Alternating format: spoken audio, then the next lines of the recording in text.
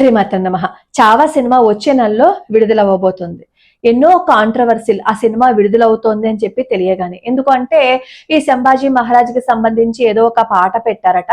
దాంతో పాటుగా శంభాజీ మహారాజ్ భార్య పేరు మీద కూడా కాంట్రవర్సీలు జరుగుతున్నాయి. ఇంకా సినిమా పూర్తిగా బయటికి రాలేదు, అప్పుడే కాంట్రవర్సీలు. నిజంగా ఉన్నది ఉన్నట్టు గనక వాళ్ళు ఆ సినిమాకి తీసినట్లయితే అద్భుతమైన ఒక వీరుడు గురించి మనకి తెలుస్తుంది. మన చరిత్రని ఎంతో మంది వక్రీకరించి రాసేస్తారు. అలా వక్రీకరించి రాసేసిన వాళ్ళల్లో ఈ శంభాజీ మహారాజ్ చరిత్ర కూడా ఒకటనమాట. శంభాజీ మహారాజుని ఎలా చూపించారు అంటే ఒక విలన్ గా చూపించారు.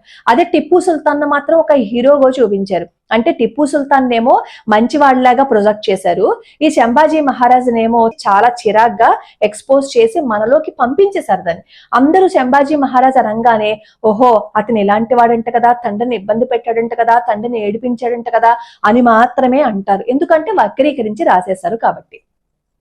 ఇప్పుడు ఒక వయసులో ఉన్నప్పుడు ఆ వయసుకు తగ్గట్టు ఏవో కాస్త ఉంటాయి. కానీ తండ్రి శంభాజీ మహారాజుని మార్చుకుని ఆయన ఒక కోటలో ఈ శంభాజీ మహారాజుని ఉంచుతారు. అంతవరకు నిజమే. కానీ శంభాజీ మహారాజు ఏమి అనుకున్నంత చెడ్డవాడు మాత్రం ఏం కాదు. శివాజీ మహారాజు ప్రాణాలు వదిలేసిన తర్వాత ఔరంగజేబు ఏమనుకుంటాడు అంటే, ఆహా మరాఠా వీరుడు చనిపోయాడు, ఈ మరాఠా సామ్రాజ్యాన్ని ఎలా అయినా సరే తను చేజిక్కించుకోవాలని అని అనుకుంటాడు. ఆ సామ్రాజ్యాన్ని చేజిక్కించుకోవాలని చెప్పి ఎన్నో సార్లు ఈ శంభాజీ మహారాజ్ మీద దండయాత్రకు వస్తాడు. ఎన్నిసార్లు వచ్చినా తిప్పి కొట్టి పంపించారే తప్ప ఔరంగజేబుకి ఎటువంటి పరిస్థితుల్లోనూ శంభాజీ మహారాజు లొంగలేదు.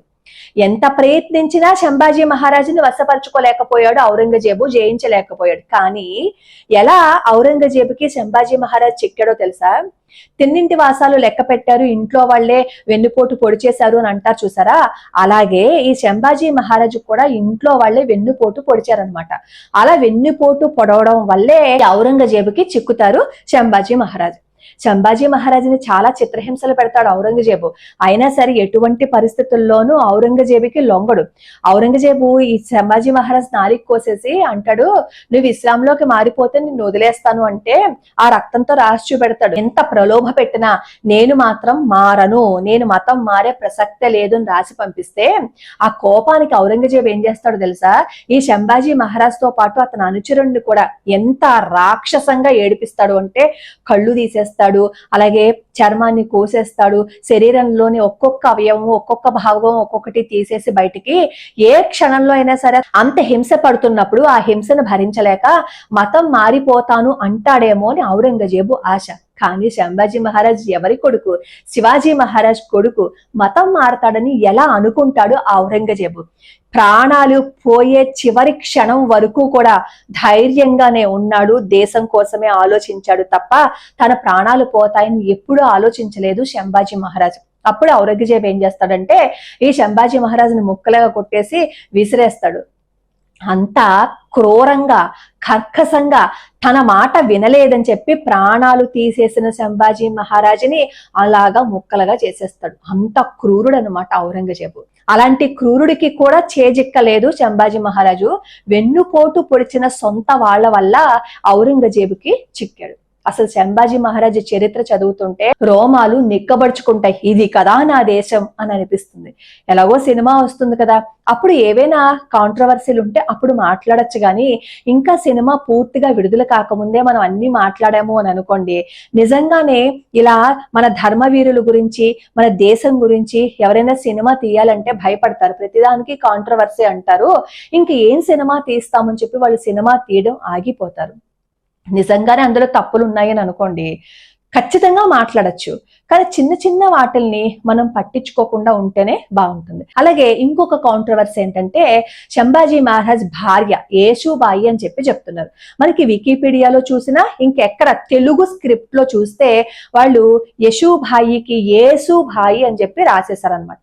అందుకని పరాయి మతస్థులు ఏమంటారంటే ఆ శంభాజీ మహారాజ్ భార్య పేరే యేసు అని అంటారు. అది యేసు కాదు, యశు కూడా కాదు, యశభాయి అయి ఉంటుంది. ఎందుకంటే యశుభాయి అనేది ధాతువు కాబట్టి దానికి అర్థం ఏమీ లేదు. కాబట్టి అది యశః భాయియే అయి ఉంటుంది. ఇప్పుడు తెలుగు దాంట్లో నుంచి ఇంగ్లీష్ లోకి ట్రాన్స్లేట్ చేసినప్పుడు కొన్ని పదాలు మారిపోతాయి. అలాగే ఇంగ్లీష్ లో కూడా చూడండి, పియూటి పుట్ అంటారు, మరి సియూటిని కుట్ అని ఎందుకంటారు, కట్ అని ఎందుకంటారు? ఇలా ఎన్నో పదాలు మనకి ఇంగ్లీష్ లోనే కనిపిస్తాయి కదా.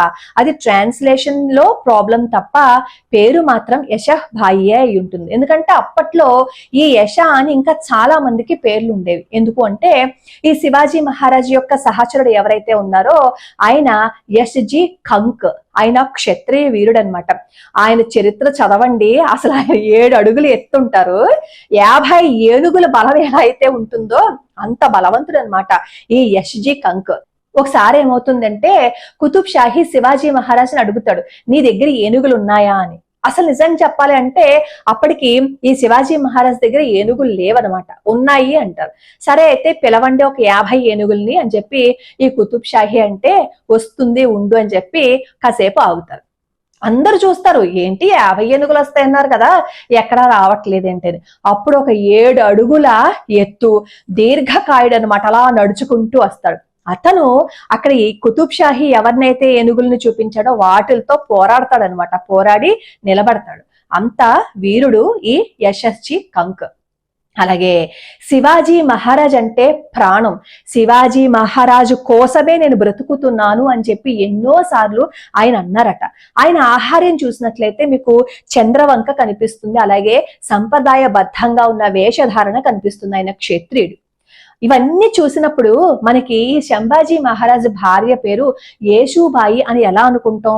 అది ట్రాన్స్లేషన్ లో జరిగిన ప్రాబ్లం అయి ఉండొచ్చు. అలాగే అప్పుడు శివాజీ మహారాజ్ కాలంలో ఆ భాష ఏంటి, మరాఠీ భాష, అంటే సంస్కృతానికి దగ్గరగా ఉంటుంది. ఈ సంస్కృతాన్ని ట్రాన్స్లేట్ చేసినప్పుడు వచ్చిన ఇబ్బంది అది యశః భాయియే అయి ఉంటుంది. ఆవిడ కూడా చక్కటి చంద్రవంక పెట్టుకుంటుంది, ఆవిడ కూడా దేశభక్తురాలు. అసలు యశః భాయి యొక్క ధైర్యము, యశః భాయి యొక్క ధీరత్వము కూడా చదివితే అద్భుతంగా అనిపిస్తుంది. సరే, ఇవన్నీ పక్కన పెట్టేస్తే ఏమో అప్పట్లో మత మార్పులు జరిగాయి కదా, అలా మతం ఏమైనా మార్పులు జరిగాయేమో అని మీరు అనుకుంటారేమో. అప్పట్లో మన దేశం నుంచి నవాబులు వెళ్ళిపోయేటప్పుడు ఈ పరిపాలనని పోర్చుగీస్ వాళ్ళ చేతిలో పెట్టేశారు, గోవాలో అనమాట. అప్పుడు ఈ గోవాలో ఈ పోర్చుగీస్ వాళ్ళు మత మార్పిడి చేస్తూ ఉంటే శివాజీ మహారాజ్ వెళ్తారు. ఏంటి మీరు మత మార్పిడి చేస్తున్నారని చెప్పి వాళ్ళని గట్టిగా అడిగితే వాళ్ళు చెప్పిన సమాధానము అలాగే వాళ్ళు ప్రవర్తించిన తీరు శివాజీ మహారాజ్కి నచ్చదనమాట. బలవంతంగా అప్పుడప్పుడే మొదలవుతున్నాయి ఈ మత మార్పుళ్ళు. అలా మార్పిళ్ళు మొదలవుతున్నప్పుడు శివాజీ మహారాజు ఆ మత మార్పిడి చేస్తున్న వాళ్ళని శిక్షిస్తారు. ఇవన్నీ ఒక్కసారి మనం పరిశీలనగా చూసుకుంటే ఆ పేరు యేషూబాయి కాదు, యశః భాయి అని మనకి అర్థమైపోతుంది. ఒకవేళ ఎక్కడైనా సరే మీరు వికీపీడియాలో కానీ ఎక్కడైనా చూసినట్లయితే అది ఆ పేరు దిద్దమని చెప్పండి. ఎందుకంటే రేపు అన్న రోజు అదే పేరుని వాళ్ళు నికరం చేసేస్తారనమాట. చరిత్రనంతటిని మనం పరిశీలించి చూడాలి అంటే ఎంతో లోతుకి వెళ్ళాలి. అలా లోతుకి వెళ్ళినప్పుడు ఎన్నో విషయాలు మనకి అర్థమవుతాయి. ఈ సినిమా తీస్తున్నప్పుడు ఈ రష్మిక మందన అన్నారట, ఈ సినిమా చాలా అద్భుతంగా ఉంది, ఇంతటితో నేను రిటైర్ అయిపోయినా పర్వాలేదు అని అన్నారట. అంటే ఆవిడకి ఆ సినిమా ఎంత అద్భుతంగా నచ్చి ఉంటుందో ఒకసారి చూడండి. కాబట్టి ఇలాంటి అద్భుతమైన సినిమాలు తీసినప్పుడు ముందే మనం కాంట్రవర్సీలు చేయకుండా చిన్న చిన్నవైతే వదిలేద్దాం. అలాంటి వీరుల యొక్క చరిత్ర మనము తెలుసుకోవాలి, మన పిల్లలు కూడా తెలుసుకోవాలి. లోకా సమస్తా సుఖినో భవంతు, సర్వే జనా సుఖినో భవంతు.